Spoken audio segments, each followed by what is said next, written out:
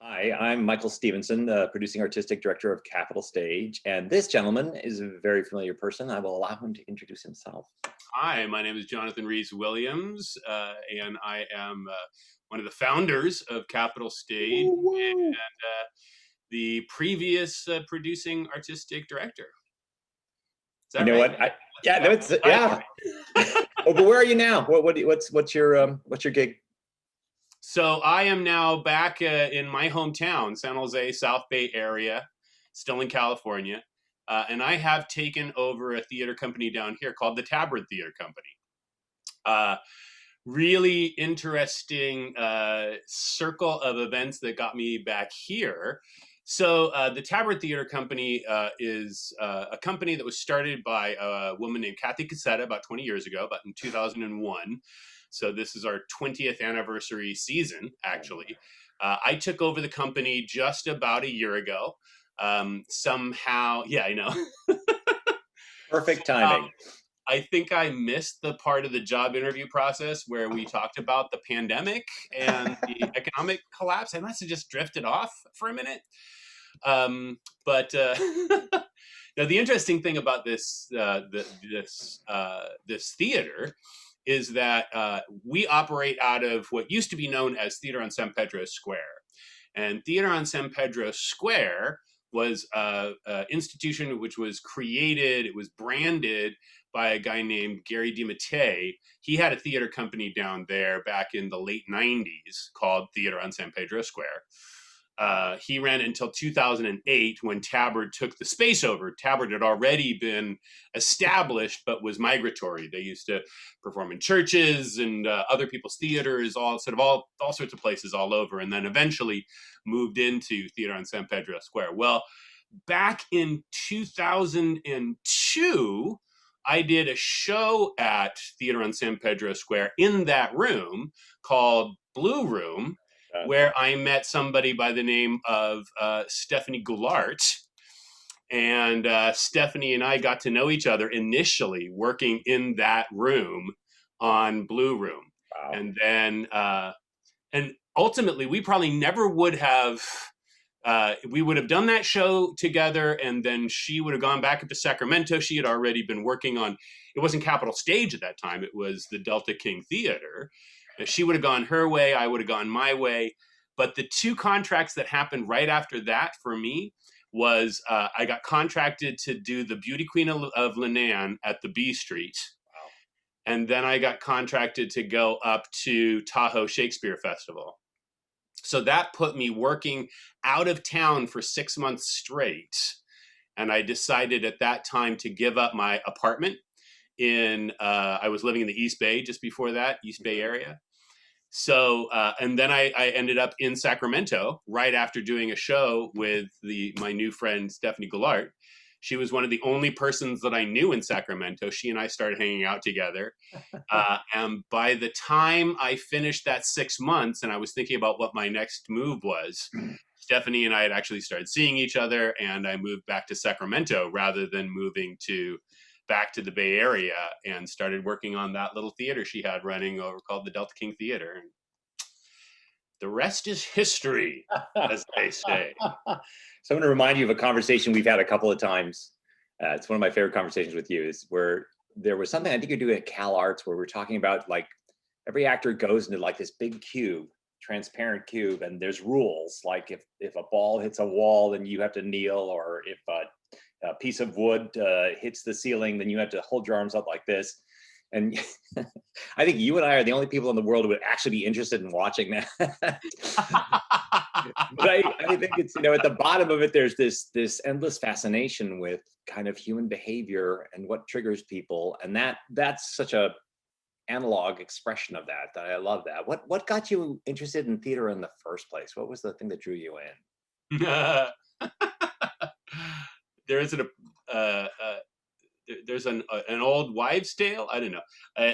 There's a legend in the Williams family. Actually, I was a very hyperactive kid. I bounced off the walls a lot when I was young. You were? Yeah. Can you imagine? It doesn't really jive with who I am now. I understand.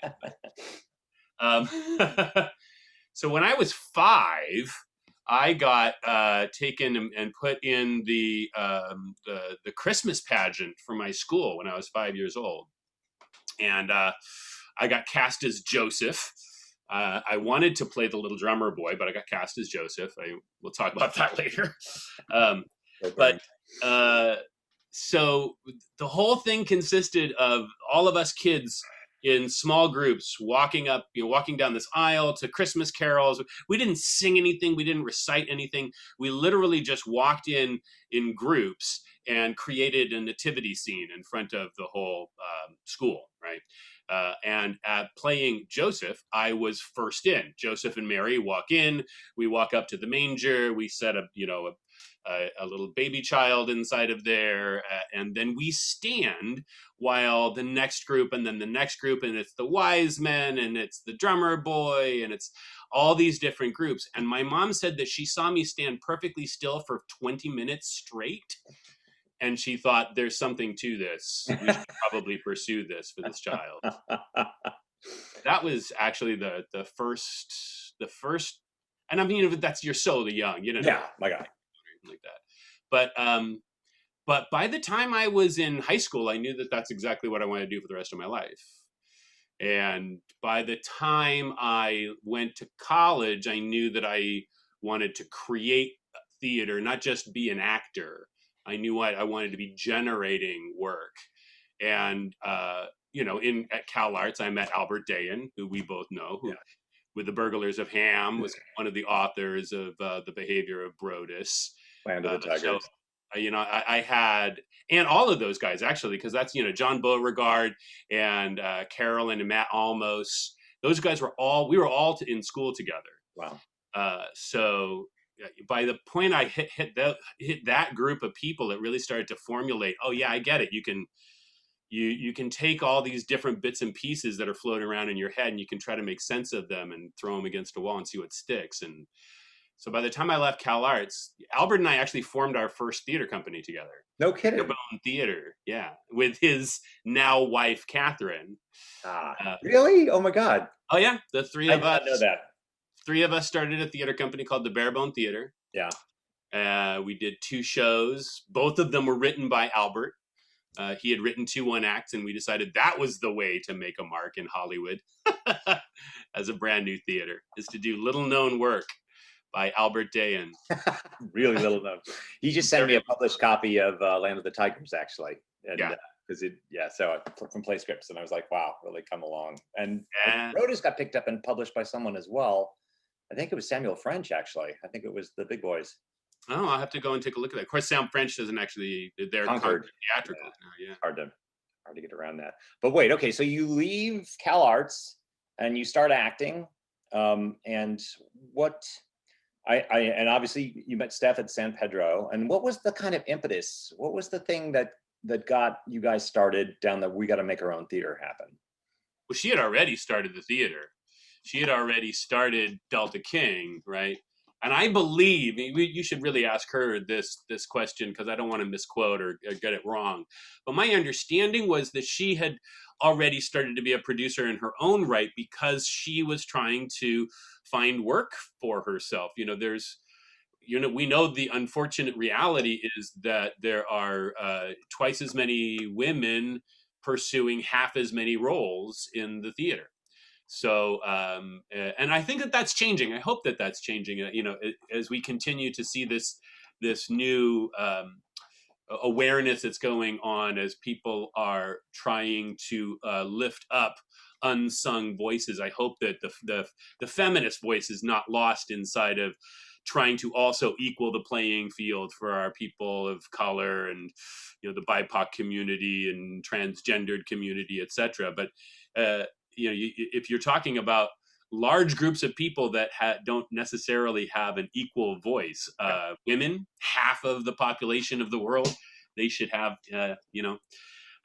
anyway, so I think that was what had started her to create theater on her own. And she had worked out a show, I think it was Crimes of the Heart, that she and a handful of fellow actors were going to do. My understanding was that they were going to produce it. Well, let's say they were going to produce it at another theater in town, working with somebody else. There was a falling out at the last minute, and it never happens in theater. No, never. Mm-hmm. Everything goes completely according to plan. Every like glass, yeah. Right. Look at this last year, for example. So she had a show that was ready to go, but she didn't have anywhere to do it because all of a sudden the theater and the relationship had fallen apart. And that's how she ended up kind of poking around and finding the Delta King, reaching out to the Coyne family, specifically Charlie Coyne, and basically worked out a deal where they put up that one show. Of course, Charlie Coyne, my understanding, this is secondhand, was a little bit dubious about the whole thing. But once it had happened, what he realized is that having a theater there meant that people were coming in, they were buying dinners, they were getting press that they wouldn't normally have got. So it turned into this symbiotic relationship. And he asked right after that one show if she wanted to produce theater there full time. Wow. And he kind of footed the bill, and the deal was, as long as you don't lose money, you're all good. And that's how the Delta King started. I joined the scene 2 years later. I think it was like 98, 99 that Crimes of the Heart happened. There was Synergy Stage, which was Peter Mormon and that crowd. They were kind of working together for a little while. I joined in.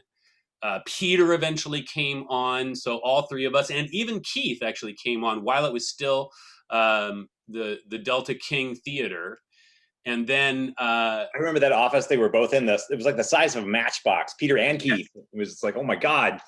Oh yeah, completely ridiculous. Yeah, it'd be like the size of your office now, but with two people inside of it. Yeah, exactly. Yes. Yeah, very small. So that you came on, and now you got. How long were you at Delta King before the big move happened? Well, I showed up in 2002. We decided to move by 2005. We incorporated as Capital Stage Company, right? Because this is 15th year, right? 2020 was 15th year. Yes, that's correct. Right. And in 2008, the economy dropped out. While you and I were doing Treasure Island at Sacramento Theatre Company, yeah, Sacramento Theatre Company, yeah, I remember that really clearly. I don't know why it was so emblazoned in my mind that was the show that happened when that was going on, but that was a crazy show. And it was me on that crutch, and your back was bugging you, and it was you had to have one of your legs removed. That was amazing. Yeah. That was great. That was the second time I used that leg, by the way. I had it specially. I used it at B Street, and I played. Right. Yeah, and I knew it, so I was so happy to see it. But you. So tell me the process. So it's 2008. Hold on, 2008, and the collapse happened, and at that point we decided that was the time to move, to go and take on the idea of expanding and moving into a new theater downtown. I love that. And really. You actually got to take a step back. In my mind, the way I tell the story, I'm sure all three of us have slightly different versions, me, Stephanie, and Peter. But what I remember happening was that Charlie Coyne let us do whatever the heck we wanted to do up until the point when we finally did a little show called I Love Your Perfect Now Change. And when we did I Love Your Perfect Now Change, all of a sudden we made a ton of money. Yeah. And Charlie came back and said, whoa, wait a minute. You can make money doing this? And everything changed because all of a sudden he saw us as a financial opportunity, which of course you and I both know. If we could crystal ball our way into success after success, we'd do it. But it was whatever, the stars aligned, and that's why that show happened. But it started creating this tension that had not been there before. And that got us really starting to think, we can't just do everything that we want to do. Now we've got the powers that be over there kind of looking at us and saying, hey, how about, can you keep making that kind of money? And that's what drove us. And the biggest thing to me about Capital Stage, when Capital Stage got formed, was that we decided that we were going to do a kind of theater that we thought wasn't happening. that we found really, really interesting, the kind of thought-provoking, challenging work the Capitol Stage has gotten known for. And we said, we're going to do it. And if it works, it works. And if it doesn't, we'll stop. Not we'll change. Not we'll figure out a way to make it work. Yeah. We just said, we'll do it. And if it works, it works. And if it doesn't, we'll go on to something completely different. Yeah. So, and luckily it did. Luckily it did. Well, the mission is so strong. I remember going to see Shape of Things a million years ago. Yeah. Going, wow, I have not seen this anywhere in this town. But there was such a consistency over the years that everybody knows what Capitol Stage stands for. That mark that you guys left in the company is indelible. And I remember many times going down, someone to watch over me. What's the opera one with Janice? Oh my God, right. Dear God. There were so many productions like that. They were just spectacular. And they were in that boat, in that crazy space where we had to block Jason around lights that were hanging too low that would hit him in the head. But absolutely. So there's a couple of things I want you to talk about. And Masterclass. Thank you. We're redeemed. Woo! Bug me. So talk about building the theater. It's one of my fondest memories is everybody piling on board to do things. And I was floating cement one day, and I remember looking up at that big generator in the back and going, wow, that thing, what's that thing? Could you tell me the story of that giant electrical box and how that stuff got there? And oh, you're talking about the actual electrical locker that we had to pull in? Yes. And I had to mention this, and I want to ask you other questions later, but just because you made that theater happen at about a third of the cost that it would have happened had we had, the full general contractor hired on the side and all that stuff. So that's an incredible achievement, but I love this story. So I'd love to think that that's actually true. I don't know if it's that much, but we definitely what they call value engineered the heck out of that building. We found a way to completely revamp that place. We raised what, 330,000, maybe 350,000, and what it would have cost. Yeah, it could have cost upwards of $1 million. That's possible, so. I suppose. Yeah. Anyway, yeah. So, we had all these great days when you'd come down. Harvey would be down. He'd ride his bike down with a big feather coming out of his head. And we always had great volunteers coming down and helping us out.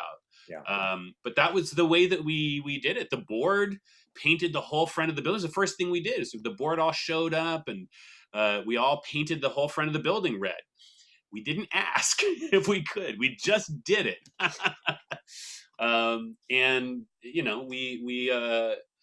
It's always had really great support as well. I mean, you people like you, when you were back there watching and seeing what was happening, and now you were always a part of it. When you and Jamie first came back, what I remember is when you and Jamie first came back into town, and you showed up in the lobby with a flyer for some classes. Oh my God! You guys were like, "Hey, can I forget if it was like, can we do this here?" Or you'd already worked it out with B Street. I forget exactly where you were in that process, but you guys came. You were so proactive in re-engaging here in the Sacramento area. Well, there in the Sacramento area. Right, yeah. But so yeah, the electrical locker. So one of the things that we knew right off the bat, it was actually a make or break moment when we first started working with Dorothy Smith, who is the what is she now? At the time, she was representing the building on behalf of the owner. I guess she still does that, but the owner has passed on, and it's now gone to his daughters. The trustees, yeah. Yes. Yeah. So she's initially, it was the armory. It was the gun store in the middle of. I remember the first day I ever drove into Sacramento when I went up to do the gig with the B Street. I remember driving down J Street and going, "What the heck?" You remember it had like a giant, Smith & Wesson, like a giant painted Colt 45 or something on the side of it. It's like, yes. Whoa! I thought I've never seen anything like that before. But yeah, so we met with Dorothy, and one of the things that I knew had to happen was that in order to get proper electrical or proper theatrical lighting in the room, we had to upgrade from regular electricity to 3-phase electricity. And there was not 3-phase electricity coming into the room. And without getting into the detail of what all that means, is basically we had to do a massive power upgrade to get enough electricity in the room to do all the things that you need to do for theater. And that was going to be the end of the deal right there. I told that to Dorothy, and she was like, well, we don't have 3-phase power here. And she was she's sort of like, well, that was fun. Nice talking to you. And, it was like, and because Arlen Orchard, who has he retired yet? Is he about to step down? He was supposed to this spring, but I have not heard word. And knowing Arlen, I doubt it. Right. Well, Arlen Orchard was our first substantial board president. I don't know if he was literally the first board president, but he might as well have been. He was the first real sort of, as the board evolved into a real working board, Arlen was one of the first. And he was the president at the time that we started to think about and then take action on getting the building done. And of course, at the time, he was lead counsel for SMUD. Now he's the CEO of SMUD. So who better to be able to call up and say, hey, is there any way we could get a massive power upgrade for the theater? And it wasn't like he was able to get it done for free or anything like that. I mean, but he was able to get the people that were able to tell us how to do it there the next day. And that, I remember Dorothy coming back to me months later and going, when that happened, I started taking you guys seriously. When all of a sudden we showed up and we were like, yeah, we've got the head of SMUD planning is coming in, and Arlen had also gotten in touch with some folks at the city, and so we had a bunch of big players come in right off the bat and go, yeah, no, you could do this, you have to do this and that and the other thing, and so all that happened. And what ended up coming out of that whole process is months later now, as we're starting to work on the building, was a blueprint, a plan. And in the plan, the way that we value engineered it is I led the build through most of the stuff. And when it comes to building a wall or things like that, I kind of knew what I was doing. Not really, but kind of. And for the most part, I was faking it for the rest of the time. So I have this electrical drawing. And it's a big piece of paper with a bunch of notes on it and stuff like that. And there's a box. It's just a rectangle with a code inside of it. That's all I know, right? And so I call up some electrical contractor thingamajigger and I order this box. And they tell me it's going to be a ridiculous amount of money, but I'm like, whatever. I'm imagining in my mind, it's a box. In my mind, it's going to be a big box. But a big box to me at that point is maybe 2 feet across, 3 feet tall. I'm going to stick it on a wall. I'm going to do it myself in an afternoon. And then I'm going to get an electrician to come in and fix it. So we order the damn thing. It has to be built somewhere in the Midwest and shipped. And I get a phone call saying, well, it's going to arrive on Friday. And I'm like, oh, that's great. And they're like, do you have a loading dock? I'm like, no, we don't have a loading dock. And they're like, well, do you have a forklift? And I'm like, what? Wait a minute. What do you mean? No. Why do I need a forklift? So they start describing this thing to me, and you've seen it. We know what we're talking about. Oh my God, it's like a small aircraft carrier. It's got to be 10 feet high. Yeah, well, it's probably good 8 feet tall. It's a monster of a thing. Yes. And once they told me that that's what it was, I was like, oh, okay. So we rented a forklift. We got it off of the back of this semi truck with that forklift, but then we couldn't get it all the way to where it needed to go because of the overhang in the back, right? The forklift was going to run into the overhang. Yeah. So we had to have it drop down to the ground.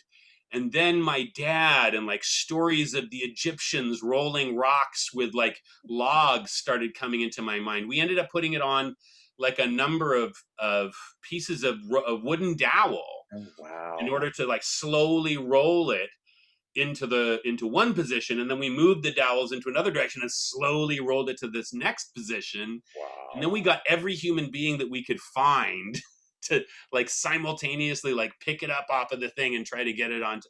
It was crazy. The whole thing was just absolute madness. But we eventually got it there. We got it there. So that's one of my favorite things. And then another one is the day of opening of the building. Everything went smoothly, I know. Oh yeah, smooth as silk, like all theater does. Yeah, Yes. yeah. Can you tell that story? So that's what all the really big days were Fridays. I don't know why. Yeah, so that one was, we were supposed to open. We were supposed to have an audience that night. And it was the opening. We had been rehearsing. We'd gotten like a temporary occupancy permit to have, the rehearsals for a show in the room. And we were building the Superior Donuts was the first show that we did there. And Matt and Janice, everybody's there working on stuff, and the set's all built. We've got pretty much everything kind of wrapped up. There's still a few, touch up paint here and this and that and the other thing, but we haven't passed our final fire inspection for public occupancy, and I had it lined up for that morning, and just fingers crossed, like hoping beyond hope that the fire inspector was going to come in and just give us a green flag, or that I could somehow convince them to give us a temporary or something.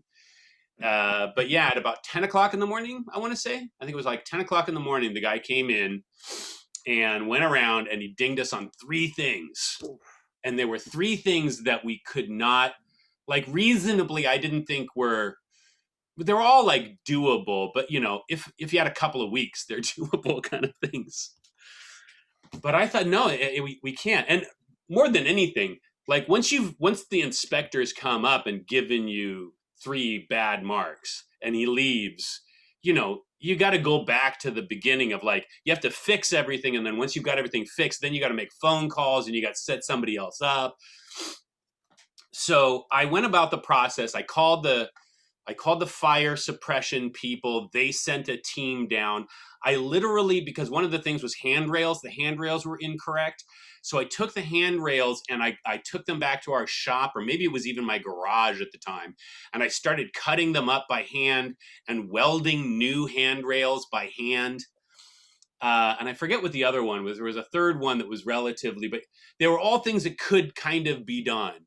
And I remember like finishing, like the welding was the big one for me. And I'm just hoping that the guys doing the fire suppression stuff and all of this is pinned upon the idea that somehow we're going to be able to get the fire department to come back out again, which is unheard of, just unheard of.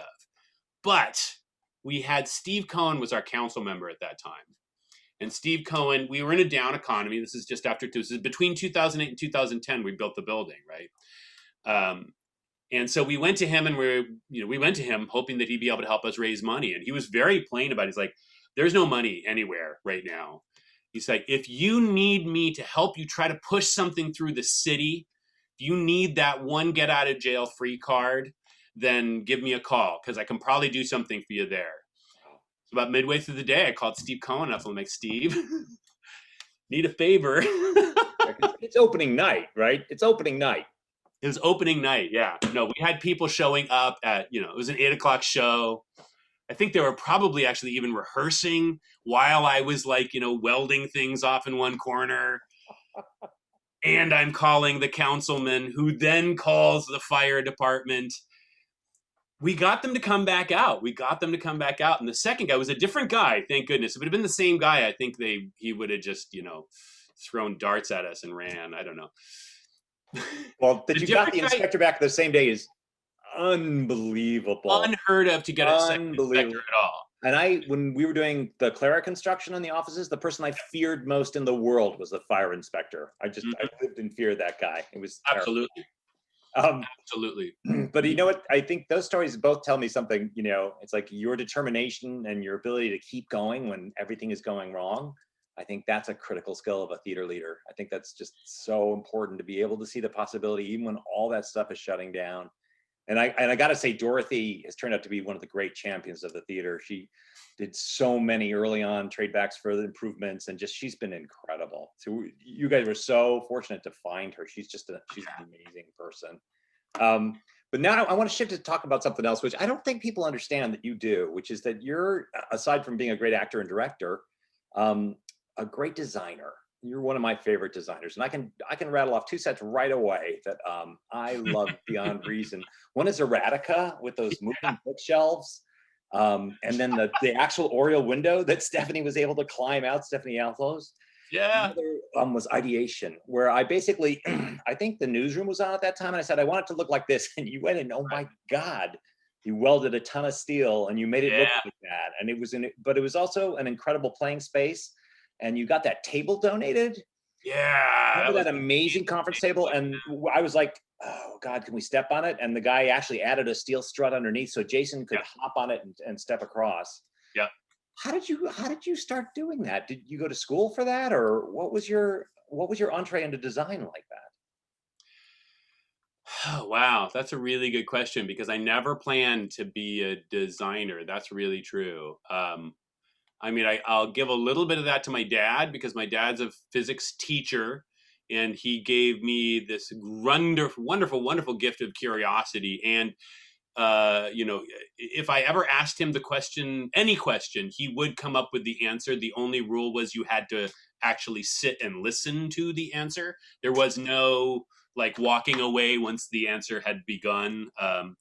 So yeah, just the idea of like, well, it can be done, and my curiosity wanting to figure out how it could be done. And then that gets married when I was in high school, because I was already doing theater in high school. There was a guy, his name was Augie Amato. He's a great old theater. He was a fixture of the theater back then. He and Gary DiMattei, who's the guy I was talking about earlier on, who started the theater on San Pedro Square, the two of them used to direct all of the musicals that we did back in high school. So, for instance, in my freshman year, we did Kiss Me Kate. I got cast as Paul, the dresser in Kiss Me Kate, because that character is usually played by a very large black man, and so obviously me. But Augie had this thing. He said that if you worked on a show, you had to work on the set, and he couched it that you needed to understand how it worked, so that you had a better understanding of how to play on it, how to engage with it. I think realistically, he just needed people to work on the set. He just needed to be able to like get the actors to show up on the weekend and use a screw gun to get things. He needed slave labor, I think, is really. But he was smart enough to couch it in that way, and I took it very, very seriously. So starting in high school, I started working on every set that I ever was a part of, a show that I was a part of. I'd volunteer, I'd show up, even if it was just for one day, a few hours. And I was always there for strikes. Back when we're all coming up, doing community theater, everybody had to stick around for strike, right? I remember that from Theater Works, for example.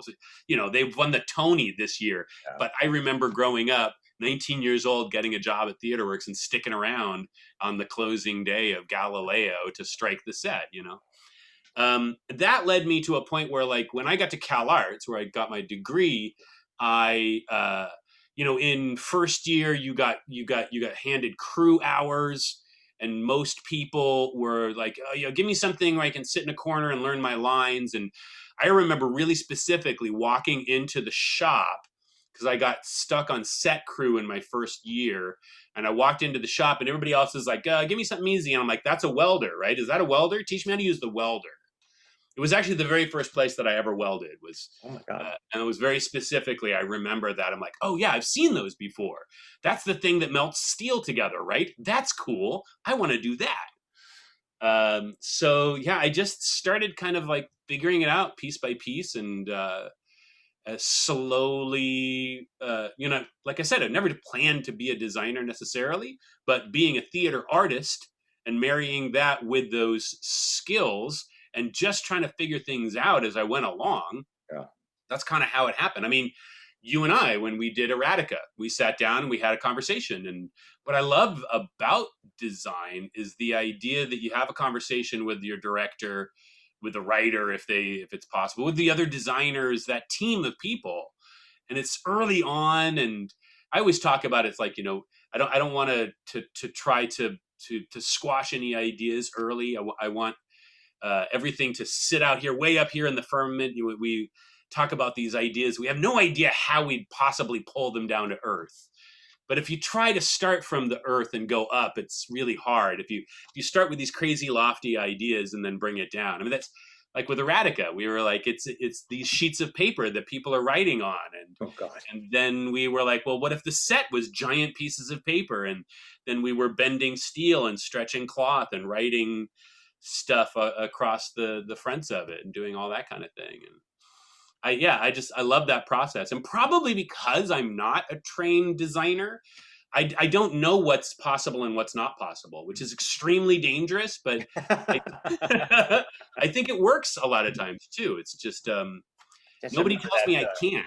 I just keep going and keep trying to make it happen. I remember at Blackberry Winter that circle of, it was Alzheimer's affecting population actually went out into the lobby, and I don't think many people caught that, but amazing touch. And then in Clybourne Park, we had to go from the actual apartment in like the 40s or I can't remember, the 50s to the present day where it's a trashed house. It's just totally trashed, and there's graffiti.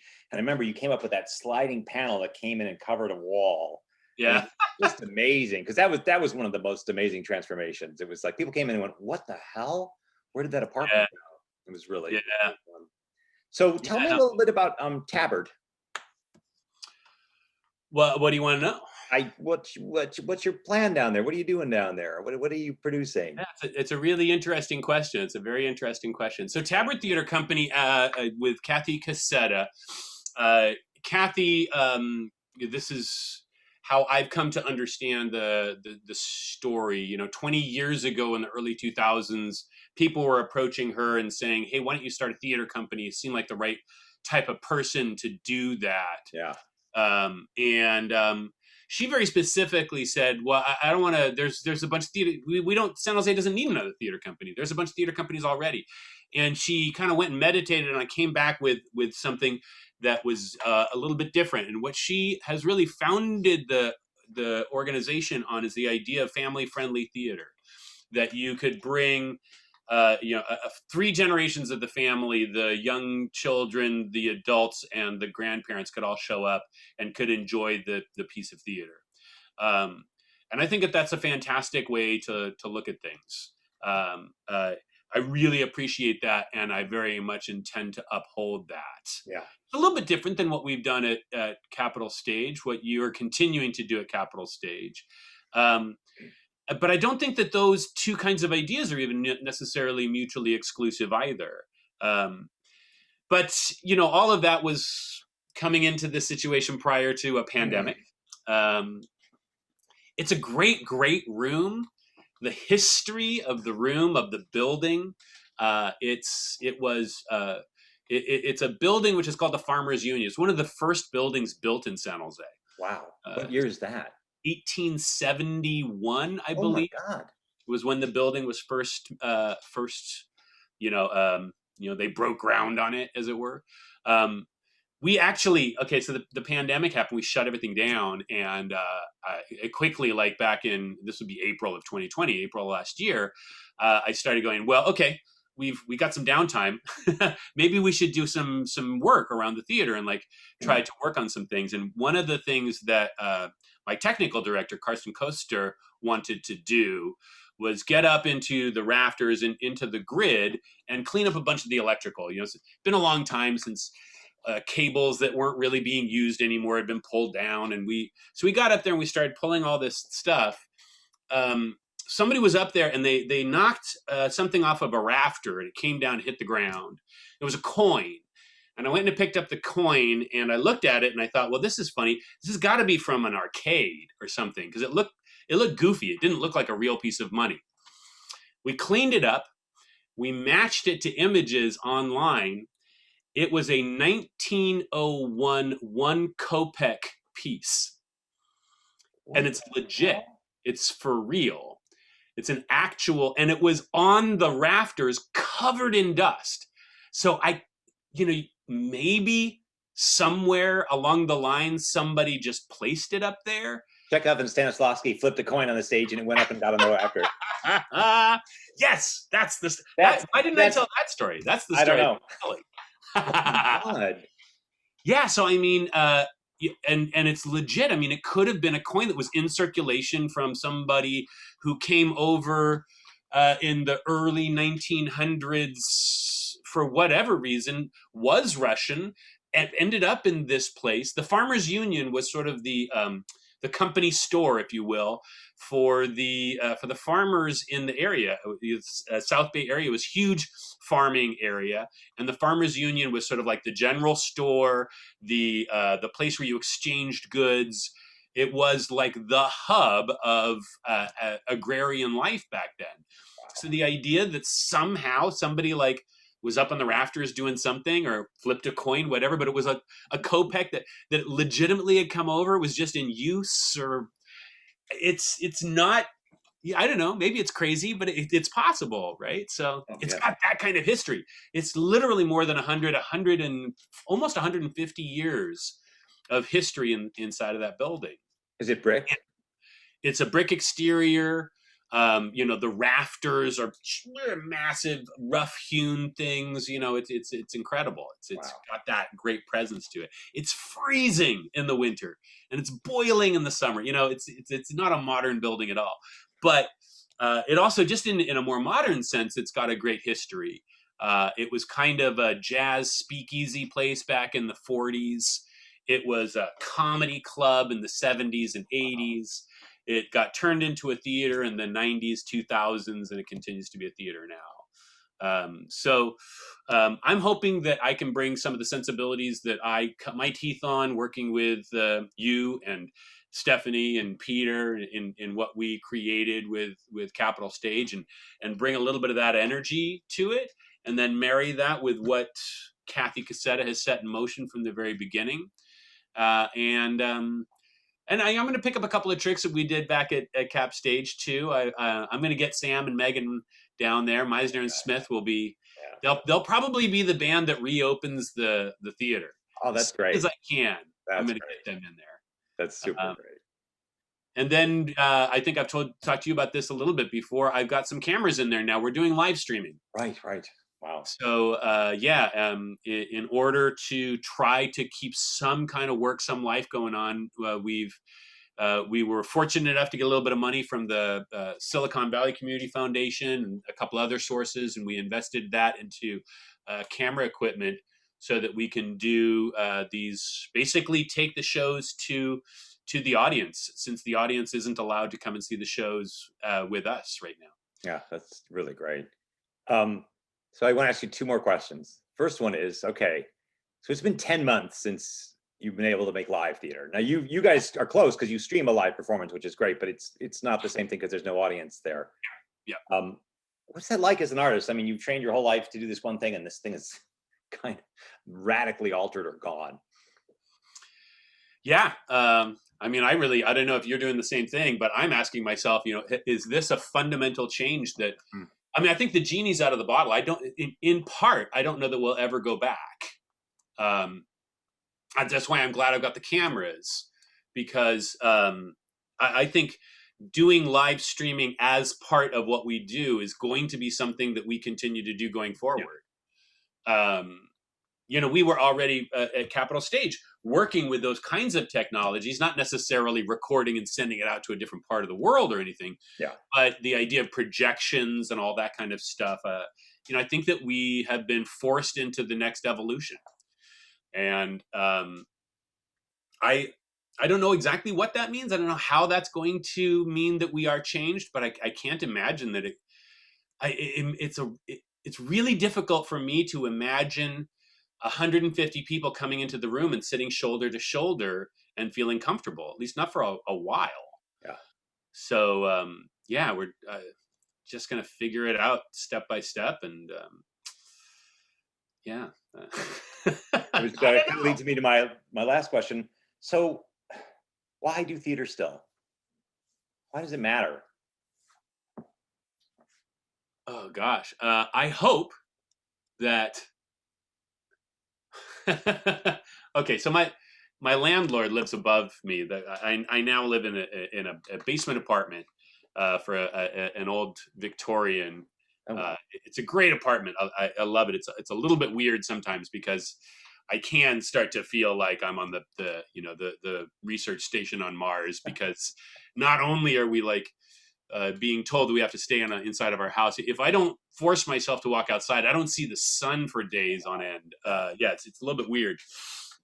But my landlord, he is part owner of a club down here, a live music venue. And he and I were in a conversation the other day, and he was saying, if for some reason, I mean, we know that this isn't going to happen, but if somehow they were able to say, okay, midnight on March 13th, 1 year after the shutdown, it all comes back like that, everybody would go berserk, right? There'd be like dancing in the street. Everybody would go nuts. There is so much pent up energy in the population, in the community. What I hope is that the thing that drove people to want to be in the theater to start out with is still there. Maybe even that desire, that need, because we've been away from it for so long, is going to be that much more acute. And we'll find ourselves, maybe we won't be fully at ease initially. Maybe it'll take a little while for us to relax and take a deep breath without a mask on our face, that kind of thing. But I hope very much that, well, we always used to say at Capitol Stage, we want to get people to stop looking at the screens and come and share in a live experience. Well, we've been forced. We're doing it right now, you and I. We're forced into screens all the time, day after day. I just hope that once we get the chance to be back to whatever normal is going to be, that people are going to really want that experience again. And maybe it'll be a little bit of a renaissance for us. Yeah. We all could use it. We could use it financially. Yeah. I hope that that's what happens. I think people are going to be starving for it. I saw it even back in September and October when it was ill-advised, but still people were like, I want to get out and have a meal. I want to get out and and actually see my friends. We probably should have stayed indoors for a little while longer. But yeah, I mean, I hope that that's the case. And you think about it, the myriad of other things that are going on in this last year, the social unrest that's happening, the desire for people to finally reach a level of equality in a lot of different ways. Those, in the best of worlds, these are things that we as theater makers were attempting to at least reflect the consciousness of the population, right? If not in our small little way, make it a little bit better and inch our way towards something better. So hopefully we can get back to that too. I've been in conversations with Anthony Dewan. He's got a new piece out now that I've been looking at that I'm hoping that we can bring to the stage down here that would hopefully enlighten some social justice stuff. And I just talked to him yesterday. That's the funniest thing. Yeah. The world is this big, that big. Yeah, absolutely. Well, I just want to say thank you. It's awesome to talk to you about this stuff. I can go on for hours, but we actually have passed an hour already. Flag on the track. Thank you so much. And I'm so excited for you down there. I think that's a great place to be right now. And we both, once we get through this, we'll be in a different place. And I think the future will be changed, but I do think there is this hunger to be part of an audience and to be part of the ensemble of the actors in the audience together, and that palpable kind of spontaneity and risk. I think people are really hungry for that. So I know I am. I think so too. Yeah, I think so too. Yeah. I look forward to both of our organizations being able to come back, and then we can start talking about those co-pros, right? Absolutely. Absolutely.